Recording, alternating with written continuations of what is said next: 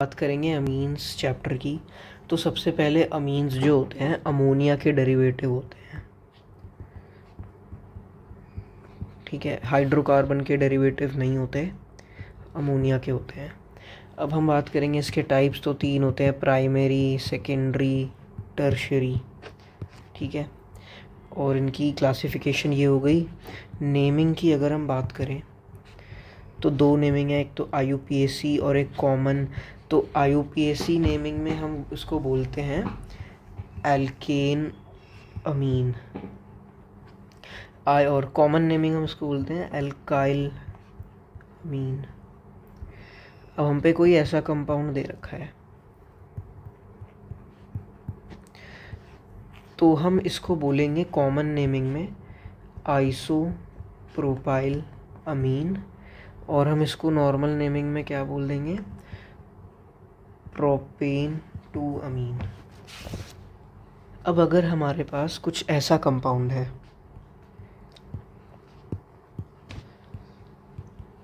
तो हम इसको कॉमन नेमिंग और IUPAC नेमिंग कैसे बोलेंगे।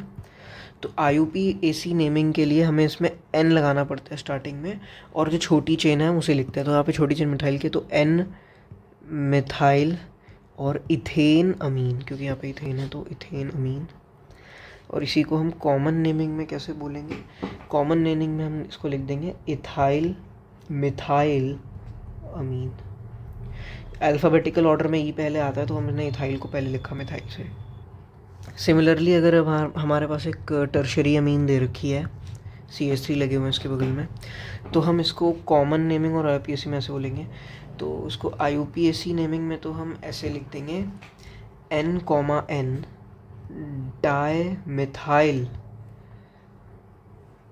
डाईमिथाइल मीथेन अमीन।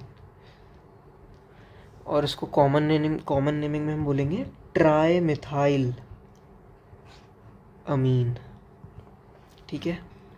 अब हम पे कोई ऐसा कंपाउंड आ गया जिसमें एलाइल ग्रुप पे NH2 लगा है। यहाँ पे हम एक एलाइल ग्रुप ले लेते हैं, ठीक है। तो इसका हम कॉमन नेमिंग में नाम देंगे एलाइल अमीन, और इसी का IUPAC में नाम क्या हो जाएगा, प्रोप 2 ईन अमीन। एक और कंपाउंड हमारे पास ये है जिसके अंदर मान लो 6 कार्बन है, यहाँ NH2, यहाँ NH2, यहाँ पे 6 कार्बन है। तो हम एक CH3 ग्रुप को कहते हैं मिथाइलीन, तो इसलिए हम इसको कॉमन नेमिंग में बोलेंगे हेक्सामिथाइलीन अमीन, और इसको IUPAC में हम बोलेंगे हेक्सेन 1,6 डाई अमीन, ठीक है। हम इस कंपाउंड को, जिसमें बेंजीन के ऊपर एक NH2 लगा होता है, इसको हम अनिलीन कहते हैं, एनिलीन। और इसी को हम IUPAC में कहते हैं बेंजेन अमीन। इसी के साथ अगर मैं एक CH3 लगा दूं, NH2 यहाँ, CH3 यहाँ, CH3 ऑर्थो पे भी हो सकता है, पैरा पे भी हो सकता है। और जब इसके साथ CH3 लगाते हैं तो हम इसको कहते हैं टोलुइडीन। और अगर ये ऑर्थो पे है तो इसका कॉमन नेम हो जाता है ऑर्थोटोलुइडीन। पैरा पे है तो पैरा वाले को हो जाता है पैराटोलुइडीन। लेकिन IUPAC नेमिंग की बात करें तो IUPAC नेमिंग में सपोज हमारे पास ये वाला है जिसका कॉमन नेम ऑर्थो वाला है, तो इसको हम IUPAC में ऐसे बोल देंगे 2 मिथाइल एनिलीन। एनिलीन जो है वो एक्सेप्टेड IUPAC नेम है, वरना इसका IUPAC नेम होता है बेंजीन अमीन, ठीक है। सिमिलरली अगर मेरे पास बेंजीन रिंग पे एनिलीन है और साथ में यहाँ पे मान लो ब्रोमो है, तो इसका कॉमन नेम तो हो जाएगा हमारे पास ऑर्थो ब्रोमो एनिलीन, ठीक है। और इसका IUPAC होगा 2 ब्रोमो एनिलीन। सिमिलरली अगर हम पे एक और ऐसा कंपाउंड है जिसके अंदर टर्शरी अमीन है, यहाँ पे CH3, यहाँ CH3 और ये बेंजीन है, तो इसका कॉमन नेम जो है वो हो जाएगा NN डाईमिथाइल एनिलीन, ठीक है। और इसका IPAC नेम हो जाएगा N, डाईमिथाइल बेंजीनमीन। बेंजीनमीन इसलिए नहीं आया यहाँ पे, आया है क्योंकि यहाँ पे NH3 नहीं है, ठीक है। अब कुछ और फैक्ट्स की बात कर लेते हैं। यहाँ पे नॉमेनक्लेचर ख़त्म हो गया है। तो 1 डिग्री 2 डिग्री 3 डिग्री के जो हमारे अमीन होते हैं सारे एक दूसरे के स्ट्रक्चरल आइसोमर लगते हैं, सॉरी स्ट्रक्चरल, फंक्शनल आइसोमर लगते हैं, ठीक है। अगर हमें किसी कंपाउंड का आइसोमर बनाने के लिए आता है, सपोज हम पे ये कंपाउंड है, इसके हमें आइसोमर्स सारे बनाने हैं, सबसे पहले हम इसकी DOU निकालेंगे। DOU निकालने के लिए हमें इसके इस फॉर्मूले को कन्वर्ट करना पड़ता है, जिसमें हम N को माइनस कर देंगे। अगर ऑक्सीजन होता है तो कुछ नहीं करते, लेकिन इस केस में हम N को माइनस कर देंगे। तो हम पे सपोज़ फार्मूला बन के आएगा C4H10। फिर इसके हम नॉर्मल एल्कीन वाले फार्मूले को देखेंगे तो वो भी C4H10 होता है, इसलिए यहाँ पे DOU जो होगी 0/2 होगी, क्योंकि डिफरेंस कितने का है, 0 का है हाइड्रोजन्स में, तो इसलिए 0/2, दिस इम्प्लाइज DOU 0 है। अगर DOU 0 है तो डबल बॉन्ड नहीं है, ट्रिपल बॉन्ड भी नहीं है। अगर डबल बॉन्ड भी नहीं है और ट्रिपल बॉन्ड भी नहीं है, फिर हम इसका मतलब है कि ये ना अमाइड वाला ग्रुप है और ना कोई ऐसा नाइट्रोजन का ग्रुप है जिसमें डबल या ट्रिपल बॉन्ड है, ये सिर्फ अमीन वाला ग्रुप है। तो इसके बाद हमें प्राइमरी अमीन, फिर सेकेंडरी, फिर टर्शरी सारे अमीन्स बना के देखने हैं और फिर सबके हमें आइसोमर निकालने हैं, फिर सबको ऐड करके आंसर लिखना है। तो अब हम बात करेंगे जनरल मेथड ऑफ प्रिपरेशन, ठीक है।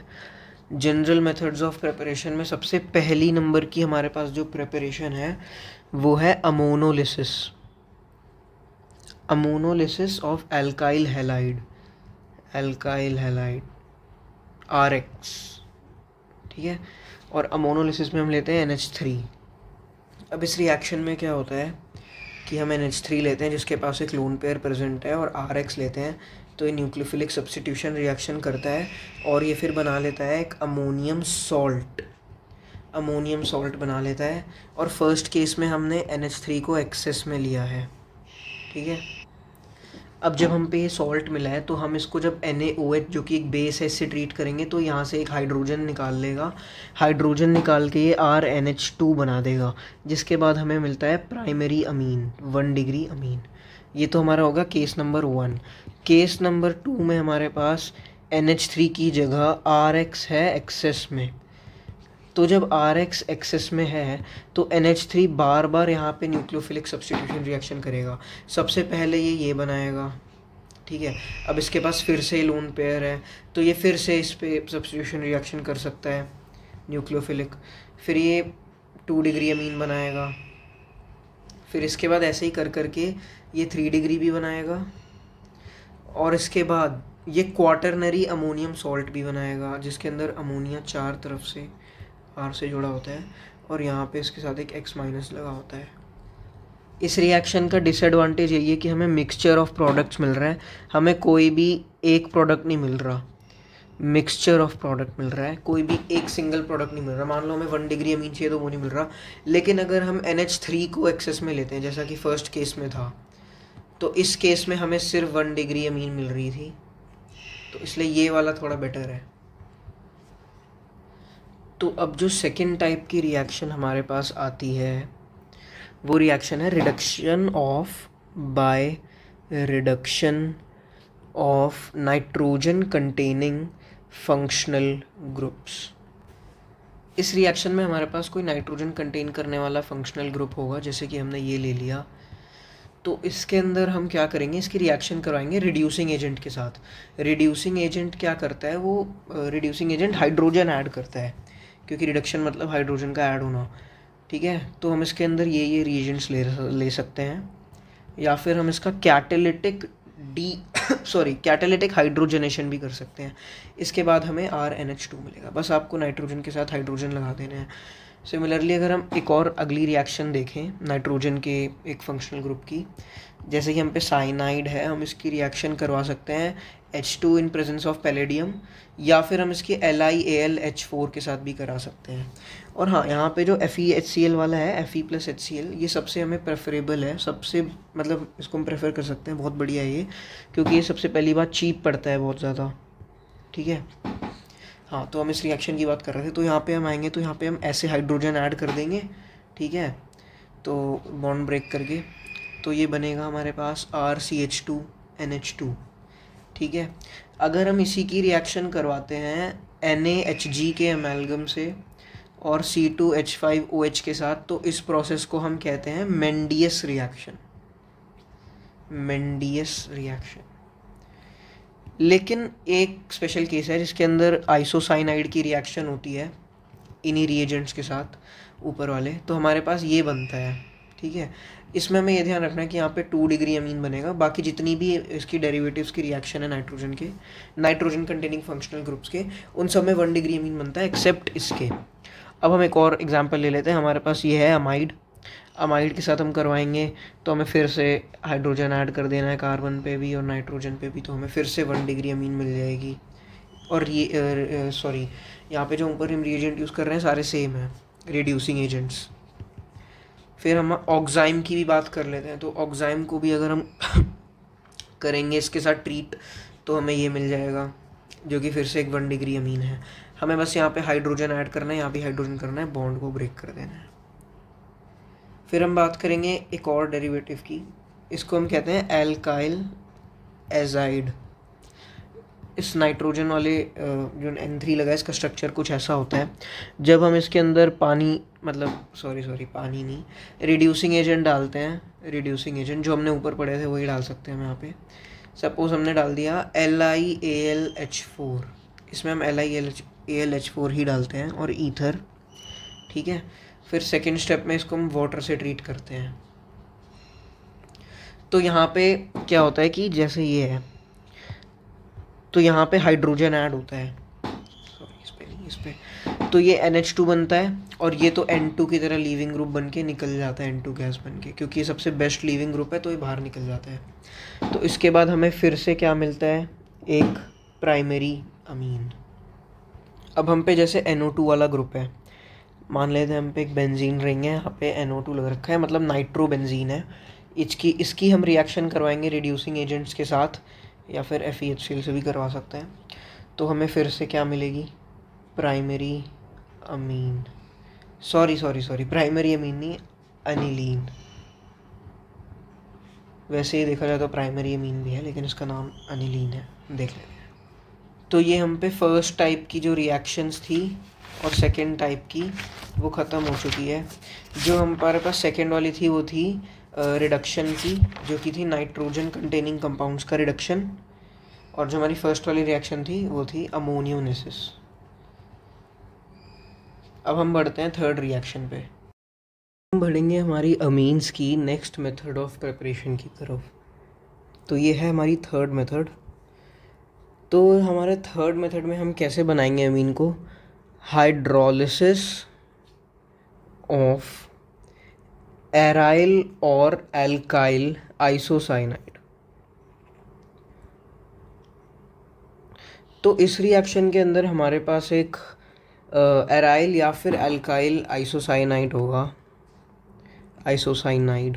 ठीक है, तो इसके अंदर जब हम H2O ऐड करेंगे तो यहाँ से नाइट्रोजन के पास जाएगा हाइड्रोजन, क्योंकि इस पे होता है delta positive, sorry delta negative, और कार्बन पे होता है डेल्टा पॉजिटिव।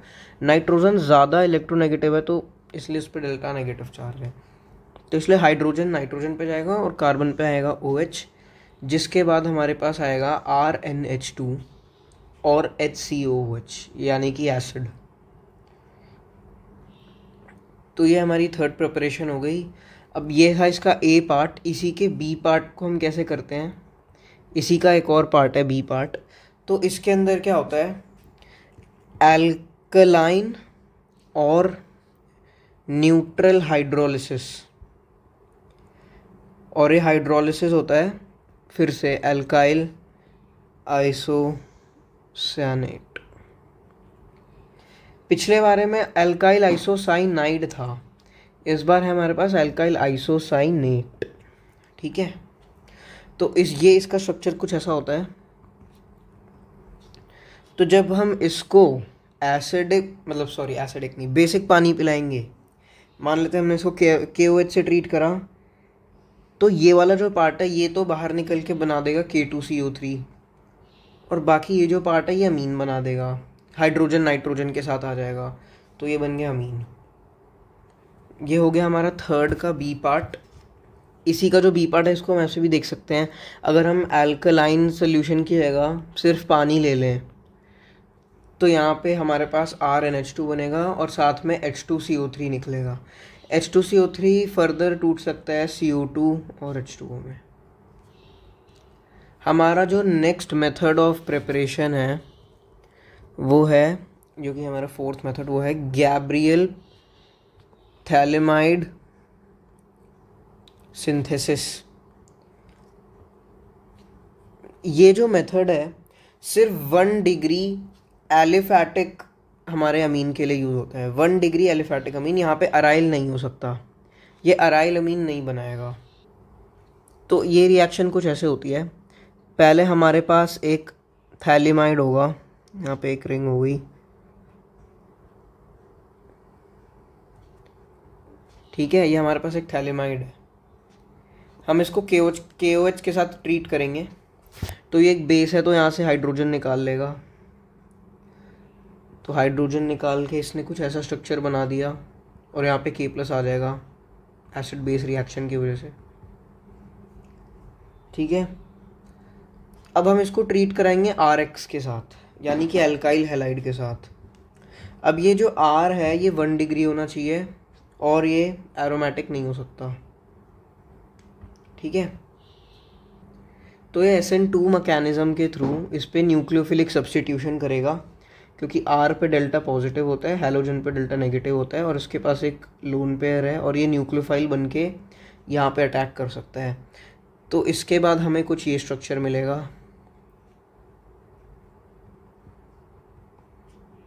और यहाँ पे R आ जाएगा। अब जब हम इसको फिर से ट्रीट कराएंगे KOH के साथ, तब हमारे पास ये बनेगा, यहाँ पे बेंजीन रिंग, और यहाँ पे फिर से वैसे ही, और यहाँ पे O- और K+ आ जाएगा। यहाँ पर हमने अल्कलाइन हाइड्रोलिसिस किया है, तो ये एक्वस है हमारे पास, मतलब यहाँ पे H2 पानी भी प्रेजेंट है। तो हमने यहाँ पे क्या किया था, हमने ये वाला जो बॉन्ड है और ये वाला जो बॉन्ड है इसको हमने कैसे ब्रेक किया, तो नाइट्रोजन पे हमने हाइड्रोजन भेज दिया, यहाँ पे कार्बन पे OH भेज दिया। सिमिलरली यहाँ भी हमने ऐसे किया और ये बॉन्ड ब्रेक हो गया, जिसके बाद हमें एक तो ये प्रोडक्ट मिलेगा, और क्योंकि KOH प्रेजेंट है इसलिए यहाँ पे K+ आएगा, और इसके साथ ही साथ हमें हमारी 1 डिग्री अमीन भी मिल जाएगी। ये हमारे पास हमें मिल गया 1 डिग्री अमीन। तो ये हो गई हमारी गैब्रियल थैलेमाइड सिंथेसिस। एक बार फिर से देख लेते हैं।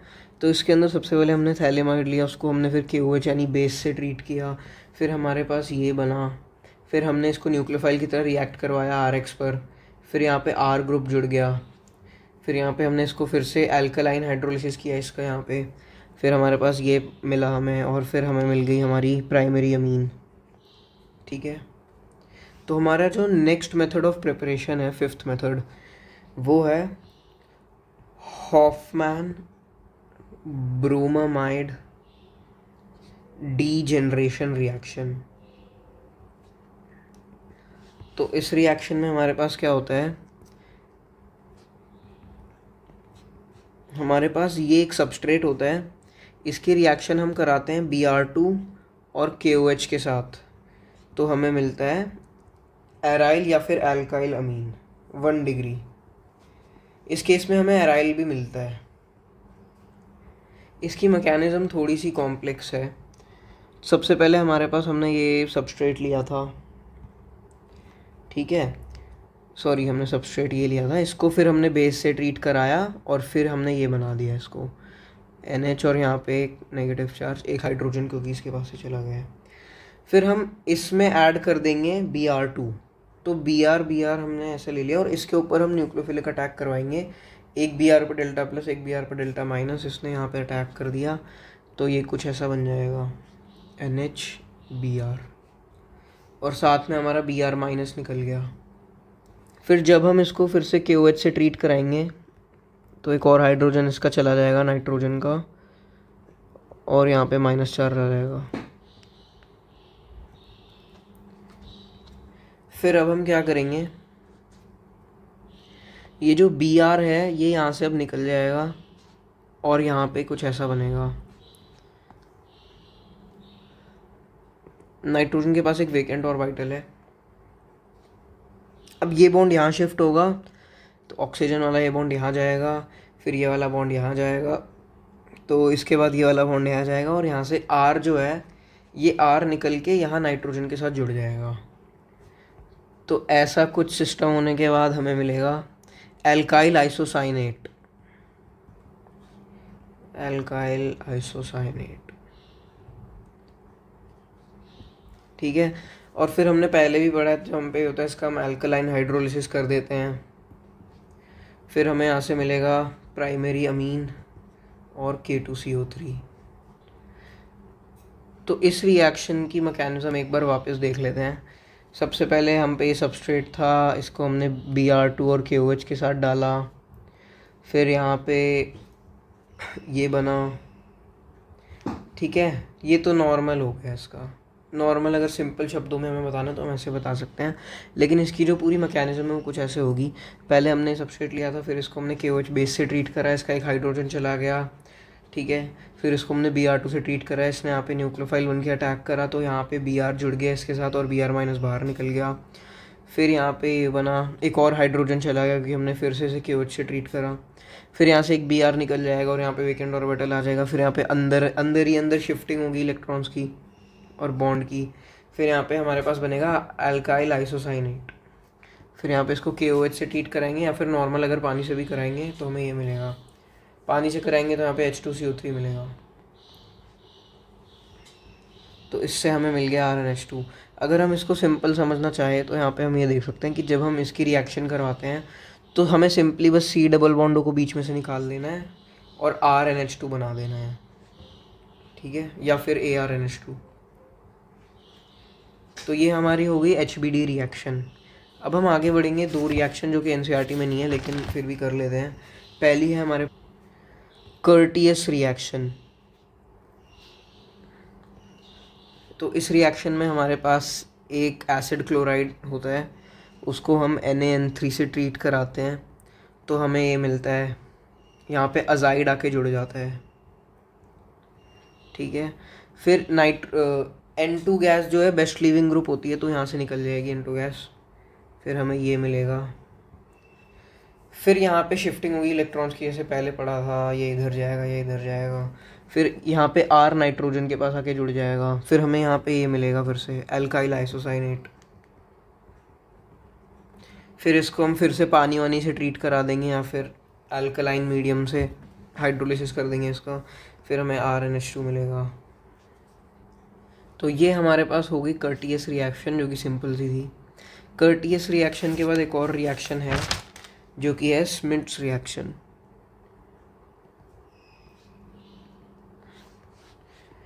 ये 7th नंबर हो गया।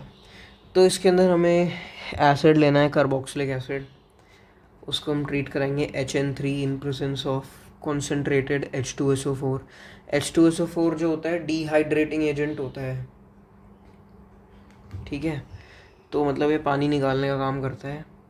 तो यहाँ पे RCO और यहाँ पे एजाइड आ जाएगा, ठीक है। फिर यहाँ पे हम N2 गैस को निकाल देंगे, फिर हमारे पास वापस से यही बनेगा, फिर पहले की तरह हमें वो काम करना है और फिर यहाँ पे हमें ये मिल जाएगा एल्काइल आइसोसाइनेट। फिर हम क्या करेंगे, फिर से इसका हम हाइड्रोलिसिस कर देंगे तो हमें मिल जाएगा RnH2 और साथ में H2CO3।